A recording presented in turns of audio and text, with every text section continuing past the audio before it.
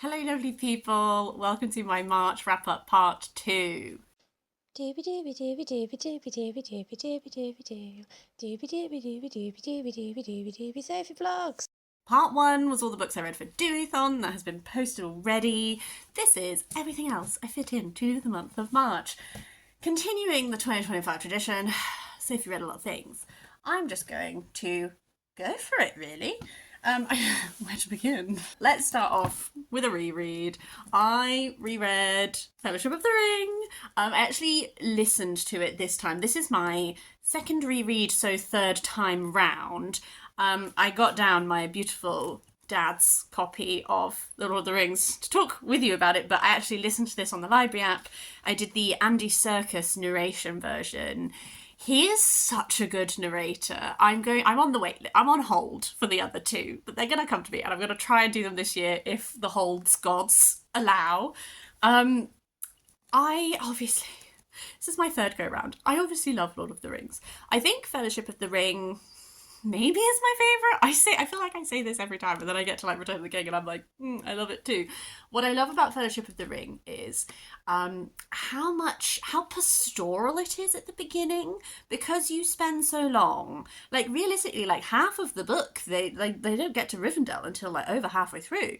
So for that first like half, you're like learning Hobbit lore, you're in the Shire, you're with them while they're preparing to go on their journey, and then because you have all of the escapades with like meeting the elves in the woods and meeting Tom Bombadil and then having the Barrow Wights and everything, like so much of that first half is very pastoral, with like we are going through fields and we are going through forests and we are meeting these creatures and everything. But I love that element of it. It feels very cozy. And then because of Andy Serkis's narration, like he does such an incredible job with the narration, it made me feel like when I was a child and I would sleep over my grandparents' house, my pappy would read us books before we went to sleep. That's how I read all of the famous five books, like a lot of those like childhood sort of adventure story books, like my pappy would read to us before we went to sleep.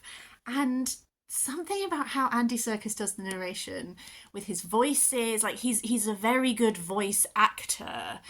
I felt like a child. It really like it made me like almost like emotional, like having that experience. It was so lovely. But I love the moments when this also like turns and when you get that sense of danger. It's so interesting when you reread a book a few times, isn't it? Like what stands out to you as you go through. Moments that stood out to me was I think I had forgotten when they're in Lothlorien and Sam has these visions of what could happen to the Shire. That really stood out to me. I think I'd never really like clocked that properly. I don't know. There's something about having someone read something to you. It gets you to sit with moments that maybe you might not have fully paid a full attention to the first time. Going through the Mines of Moira, like there's something that I find so fascinating about this world, which is that like the hobbits have a shire to fight for, and they have a shire whose protection they need to help contribute to. The elves and the dwarves, kind of the end of the world has happened for them. You know, like Moira, they dug too deep. Like that's not a place that dwarves exist in anymore. Lothlorien, the forest of Lothlorien, like it's a shadow of what it once was, and to these people who are mortal, it's shining and glorious, but to the elves themselves, they know that the golden age of this place has passed, and it's like this world that is becoming less magical, but is still, like, for us as a reader, is still so magical, but for some of these creatures who are so old and ancient, like it already, like, that golden age is gone. And I find that, like, I find that that permeates the fellowship when I read, and you have like I feel very moved when Galadriel talks about how glorious Moira and these the dwarven kingdoms and stuff were, like this act of kindness to someone who has just gone through somewhere where they had a relative who is very dead. The act of kindness of this ancient elf telling you that your people's places were magnificent and beautiful. I don't know, there's all of these moments in it that make me feel like that, like loss, whilst also being very comforted. Love a Hobbit, love a Shire. Andy Serkis doing Boromir just feels like a Sean Bean impression, and I'm here for it because I find Boromir very moving. I find how Andy Serkis voiced it, I think, brings out that the whole point of Boromir is that he is one of the best of men, and his corruption shows you the danger of the ring. Like, it's all very well and good being like, Frodo, don't put that ring on, it's bad for you. But like, Boromir shows you, if this can corrupt the best of men, what can it do to the worst of men? And then when you have that in mind, and then you, as the book goes on, you see how much Frodo goes through, it really like makes you appreciate the fortitude of Frodo even more, because it's like, this is what it can do to the best example of men. Like, what can it do to you? Again, I don't know. I have so many emotions about every time I do the Lord of the Rings. I just get like, I just waffle a bit about how it makes me emotional, but you know, that's a good book, isn't it? Let's do a book that I was lent. My dad has been lending me music books. He's also lent me a couple of sci-fi. I have some John Wyndham's to read as well, which I'm hoping to get to soon. But the one of his that I read this month was Detroit 67, The Year That Changed Soul by Stuart Cosgrove. This is taking the year 1967, focusing on Detroit, using it to show you like this pivotal year in this case, largely Motown. And it takes the events of this year, and because Detroit in 67, there were all these riots and everything, I didn't know that much about them beforehand, because my American history is not always great. So that I found that very interesting. I guess that there is this creeping sense as this book goes on, if you are more familiar with the history of what is to come. It works through like chronologically, like every section is like January, February, it goes through by month.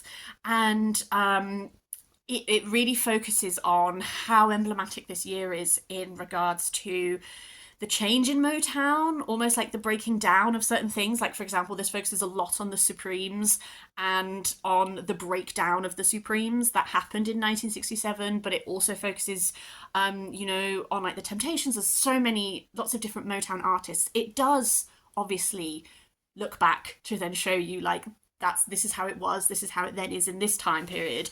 I personally really enjoyed this. I found this a really interesting sort of lens in which to look at Motown as a whole.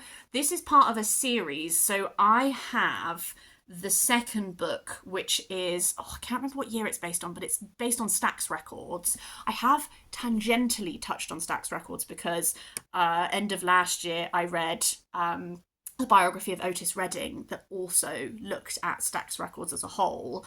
I'm having a bit of a soul, influenced by my dad. I love soul music, but I'm having a bit of a reading moment because I read Respect, which is an Aretha Franklin biography, and then I read the Dreams to Remember, which is an Otis Redding biography that also looks at Stax Record. Now I've read this, which is looking at Motown, and then I'm hoping maybe in April to pick up the one that's all about Stax Records. There is a third book in this series, and my dad has not lent it to me because he said it was rubbish. So I'm going to trust him. But yeah, if you like soul music, if you're interested in this time, even if you actually aren't that interested in soul music, but you like sort of like social history and learning about like pieces of history through interesting angles, I do think that this is like I really enjoyed the process.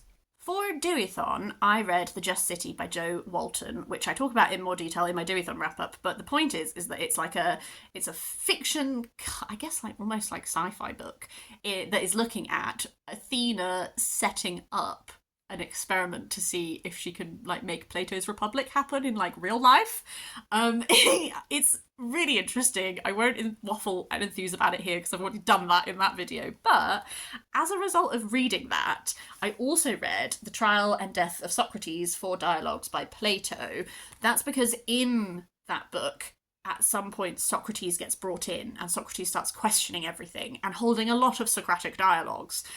So I wanted to read this. I haven't read Plato's Republic, but I actually don't own that one. So I was like, let's read this one, because Socrates was the bit of that book that I liked the most.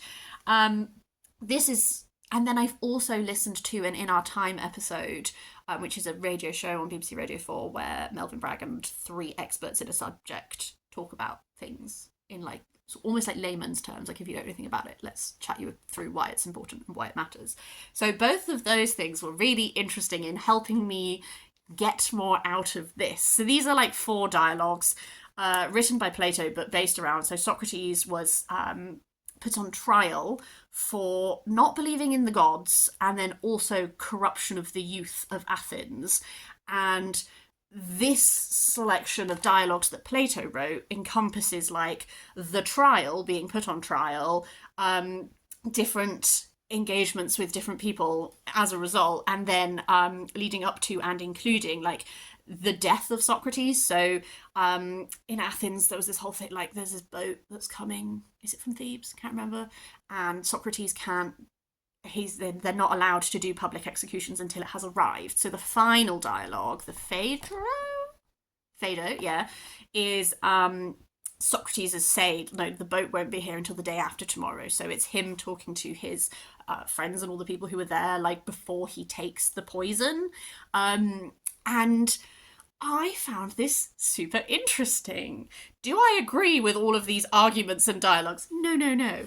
But it's such an interesting... I think reading The Just City helped me because they do a lot of Socratic dialogue in that, but in an accessible way, in that, like, you know, when Socrates meets a character in that, it's like, how do you know you can trust me? And she's like, well, because you remind me of this person. And then they like engage with that as a concept, like I don't know. So these then interrogations of concepts, and like essentially there's like an argument in this that like you might die in your body but your soul is eternal, and Socrates like going through his logic dialogue of how he has come to that point and that belief. One of these dialogues is about like him interrogating the fact that he like refuses to flee, like he could save himself but this is why he's not going to. There's another one that's about like, you know, him defending his teachings. I found it really interesting. I do find it interesting to think about, with the awareness that this is Plato writing Socrates, and was Plato there at his death, and all of that kind of thing too. This is just such, you know, when you're like, I'm just waffling, because you could do such long videos on everything that's being covered in this. I found it really interesting. I do think that it was enjoyable reading it alongside like a fiction work, and I think the two fed into each other. There are character names in The Just City that I now realise are references to figures in this, and I think it helped me get more out of The Just City, even though I haven't read Plato's Republic and I wasn't engaging with it on that form. Like, this questioning of everything and this I don't know, interesting.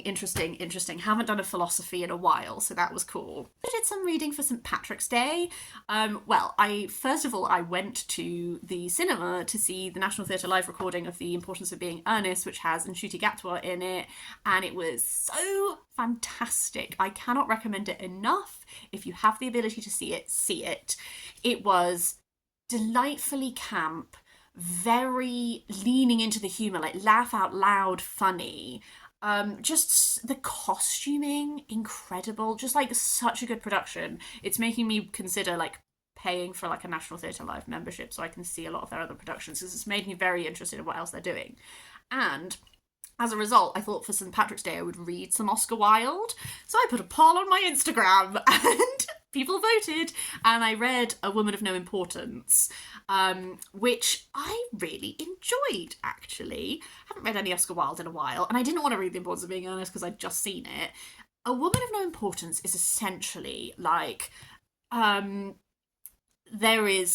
got your classic Oscar Wilde, like, fop man. There's this woman who, it turns out in her youth, they had a dalliance, she got pregnant, he didn't marry her, she now has a child who is like a grown man who doesn't know his past. She sort of like concocted this story of like who like she is. She's pretending to be this thing, and she meets this man again, and now he suddenly wants to be involved in their child's life.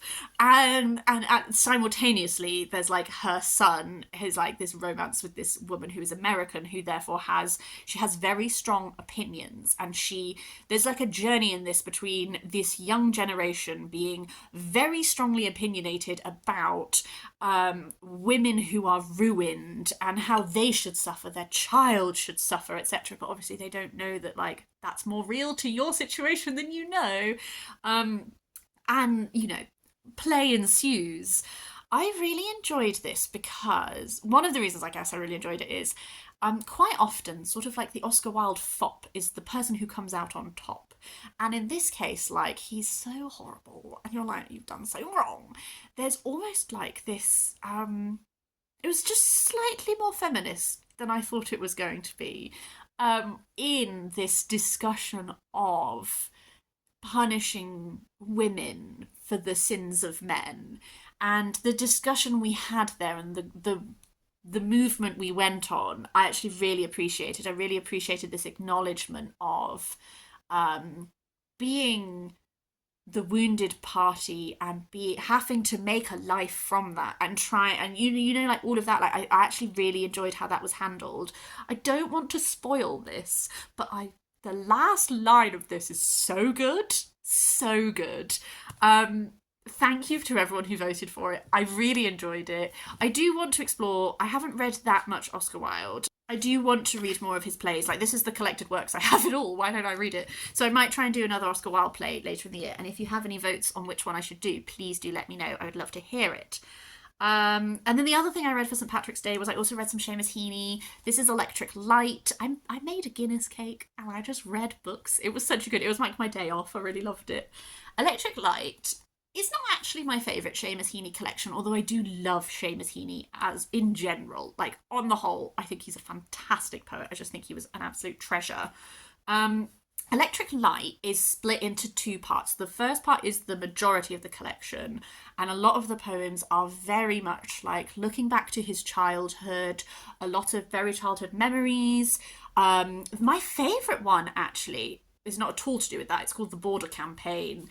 I believe this was the collection that he published after doing his translation of Beowulf. I love his translation of Beowulf. If you go on YouTube, there is recordings of him reading the whole translation, the whole of his Beowulf.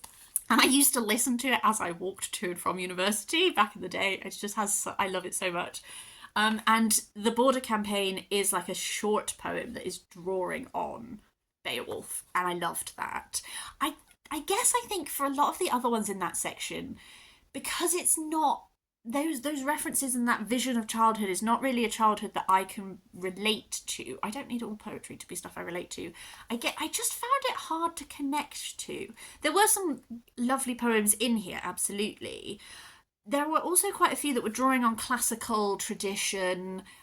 Again, I would consider my classical knowledge to be like solid. I literally have a classical studies degree. I have a first class classical studies degree.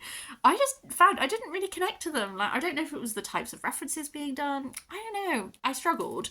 The second part is like elegies to people that he knows who've passed away, like Ted Hughes and stuff like that. I found that much more engaging. There's that thing about when you are familiar with the person he's talking about, it has an extra meaning, but even when you're not, like, that lamenting of loss, I think, is something that is just really easy to connect to. The titular poem, the reason this is named Electric Light, is this poem about the first time that he saw, like, electric lighting, and I found that really interesting. So I'm not saying... I think even, like, mediocre Seamus Heaney is still great poetry. Oh, I did another poetry collection, actually. I read Magnolia by Nina Mingya Powles. I really don't like reading on my phone, but I have come to the realisation that I can just about manage like doing a poetry collection through the library app on my phone, but that's about it. Nina Mingya Powles is an author who I really like. I've read her Tiny Moons, A Year of Eating in Shanghai. I think it's brilliant. And then also some of her collection, These Bodies of Water. I've read it a few times. I love it. It's a series of essays. Beautiful. Magnolia was published before both of those, and it was very interesting reading it because I can see the roots and the seeds of a lot of what became those. I think Magnolia was written while she was living in Shanghai, and then Tiny Moons was written after she had returned, so reflecting on it. So there's a whole load of crossover there. Nina Mingya Powles has all of these themes that I love, where it's like nature, it's like family and connection, it's language, it's food, and I love all of those things. I didn't care for this poetry collection as much as I hoped I would. I think that I have spoken about this before. I struggle with poetry a little bit when it feels like it would be better as an essay in prose sometimes than it is as a short poem, because I struggle with poetry where it's like, this is just sentences with line breaks between them. I guess in some ways this is good, because I clearly love how Nina Mingya Powles has developed as a writer. Like, I see the seeds of what she is doing, and maybe because I have read those like longer form pieces that are exploring similar topics, like there's almost that aspect where it's like, I know, like, you've developed this thought further in what I've already read, so it doesn't seem as developed when I'm reading it now. So like, that's just me, I guess. But I did enjoy it. I just didn't like love it. A book I did actually love, that I didn't know how I was going to feel about this. I loved it. The Buried Giant by Kazuo Ishiguro. I only knew going into this that my friend who likes Ishiguro had DNF'd this, and I was like, you know what? I'm not going to let that stop me. I'm just going to read it. This follows a couple who are growing up. It's like the Romans have left Britain, so we're like we have like native Britons, we have Anglo-Saxons, and we follow this older couple, and they are they're leaving where they live to go on this journey to go visit their son. There is like this mist across the land that means people are like forgetting things. So there's a lot of unknown and unexplored sort of things, and they go on this journey. And then they meet certain figures along the way. I just felt, as soon as I started reading this, I was like, this is one of those books where I'm just going to have to trust that the book is going to deliver. I'm just going to go with it. Because there is this forgetting, like, why are we forgetting? How much have we forgotten? You get little glimpses of things, and you get a lot of encounters, particularly early on, where you're like, not sure I understand the full meaning of this, but I just stuck with it. Loved it in the end. It's engaging with Arthurian mythos. Sir Gawain is a character in this who they meet, and he has sort of like a quest, a mission kind of thing. You also meet someone who is like a Saxon warrior who's also on a mission. And it's one of those books where the best way I described this to my friend was, what Never Let Me Go is doing with sci-fi and its relationship to that genre, this is the equivalent but for fantasy. Like, it's, if you want a full-up fantasy book, do not read this. That's not what this is. But it is engaging with a lot of the traditions and the ideas, but in classic Ishiguro style. I loved this so much. This mist element, you have this whole, like, as this book goes on, it makes you think so much about reckoning with your memory and your actions. First of all, like, forgetting, can it give you the opportunity to heal and bond in a way that you wouldn't be able to achieve without forgetting? As a separate point, can societies really ever heal from massively bad things they do if they never reckon with it and if they just pretend it didn't happen? How much of a space can you give for people to heal? How much can you leave these things behind? What does society look like if you do that? These sort of like reckoning with one's past, one's actions, one's history. What is the best way forward? And there was such a discussion of that in here, and I loved it so much, both in like a personal way, in like a bigger actions that have been taken by people. This engagement with Arthurian mythos I found really interesting. I'm so glad I read this in the same month that I read more T.H. White, Once a Future King, because it weirdly reminded me of that, in that we are Like I said in my review of The Ill-Made Knight, that T.H. White is so much like, you want that bit? Go read Mallory. That's not what I'm doing. And that element, I felt like there was like a bit of that here with like, we are taking what we want from that and we're using it to engage with some of these legacies. And we're not going to like spell everything out to you. You don't need me to spell out to you the whole Arthurian story. You know it. It's codified. Like, this is just exploring a portion of it. The ending of this, like, is one of those endings that gives you lots of, you have to think about how you're going to interpret it, and I love thinking about how I'm going to interpret it. There are so many different ways of interpreting it. I found it so compelling. This has really actually reignited my interest in Kazuo Ishiguro. I think that I've only read Never Let Me Go, Clara and the Sun, and now this. I have another of his books to read. I just rebought Clara and the Sun so that I can reread it. He leaves so much unsaid, and I'm a type of person where I don't mind not having everything. I don't mind not having everything answered because there is so much you can read into what is there. I've probably not even mentioned things that I find so enticing about this, but I came away like halfway through. I was like, I don't know, like it's like I'm on a journey and I don't know how I'm gonna feel at the end. Kind of love it. Penultimate book, I read Richard II by William Shakespeare. I read this because Gloucester History Festival did a winter warmer where it was like, I paid like 30 quid and I got access to like all of the recorded talks that they were airing. It was fantastic, great value for money. And one of the talks I listened to was Helen Castor talking about her book that is, The Eagle and the Heart, that's about Richard II and Henry IV. And she opened with a Richard II quote, which I'm not going to be able to remember, but it's like, all of the water in all the seas is not enough to wash this divinity off of me. That is not the quote. That is not the quote. It's much more beautiful when Shakespeare does it. But the gist. I don't own that book. The library waitlist for that book is long. But I do own Richard II. So I thought, I'll read Richard II and then later I'll read her book, because the way she talked about it made it sound very interesting indeed. I think I really enjoyed this.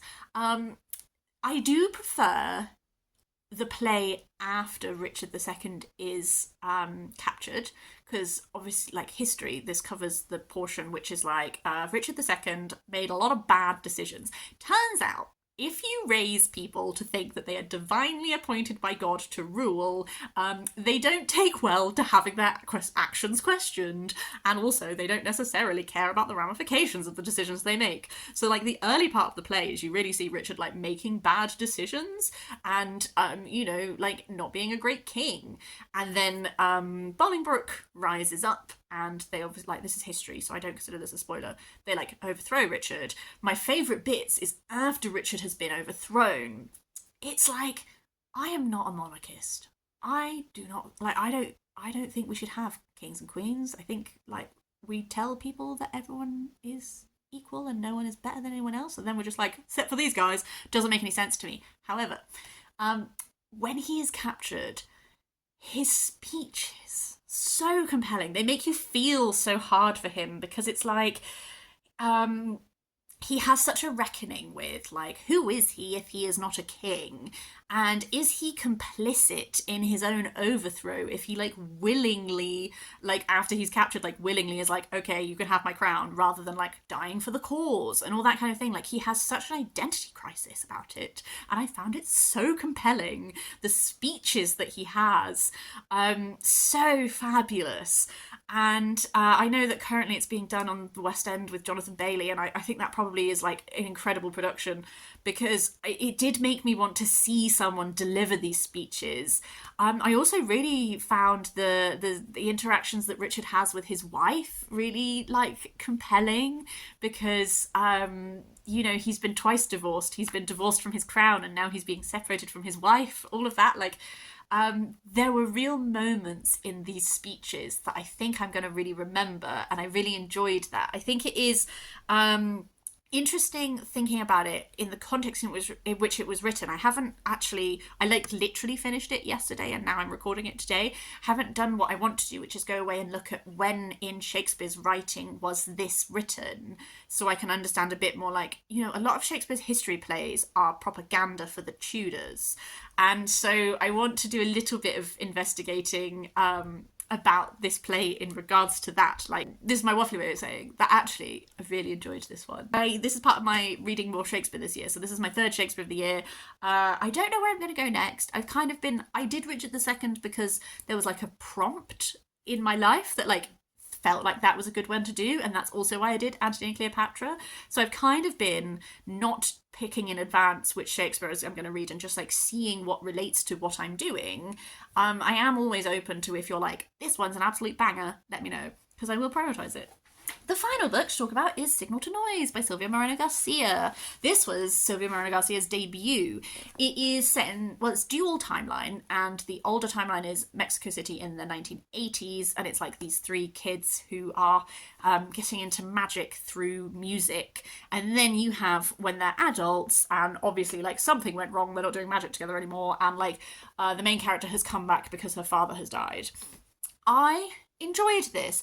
This, for me, because it's her debut, you really see what she becomes later. This kept reminding me of Silver Nitrate so strongly. And I think it's twofold. I think this, like, in the way that magic is enacted through music in this, made me think a lot of how in Silver Nitrate it is magic being enacted through film. That sort of magic system style, which is like, it's not like a hard magic system, but the way it is in being incorporated felt very similar. And then also, it is three kids, but realistically, you have Mesh and Sebastian like have this really strong bond, and it reminded me a lot of the two main characters in Silver Nitrate. Like, absolute, we have known each other so long, and you end up with this like messy complexity of a relationship when you have known each other through like your messiest young times. Like how people can annoy you even though, and also sometimes particularly because you understand exactly why they act the way they do, but it doesn't stop it from being annoying. I had so much Silver Nitrate in my head as I was reading this. I don't think I like this as much as some of her later work. I think that this was like a good, fun time. It ended up being much more of a romance than I expected. I feel like I keep saying in this video, because I've been reading like early works of people who I have read the later works of, I keep seeing how people have developed as authors and loving how they've developed. So it's exactly the same with this book. I enjoyed it. I had a fun time. It's not my favourite because I think that there's a lot of like just telling me how people feel and that kind of thing. Like, I don't feel like those characters particularly like necessarily grew a lot as the book went on, like that kind of thing. But like, I just really enjoy Silvia Moreno-Garcia. I love how she engages with magic. I love like the types of things that interest her. And I love music, so obviously I like this because music, I get music being that important to you. I really understand it. I also found the engagement with like the parents that raise you, the wounds they leave you with, but also like the love that's there and all that, like so relatable. So yeah, I did enjoy it and I'm glad to have read it. It wouldn't be my like first Silvia Moreno-Garcia like where you should start recommendation, but if you like her work, you're obviously gonna like it. That's everything I read in March.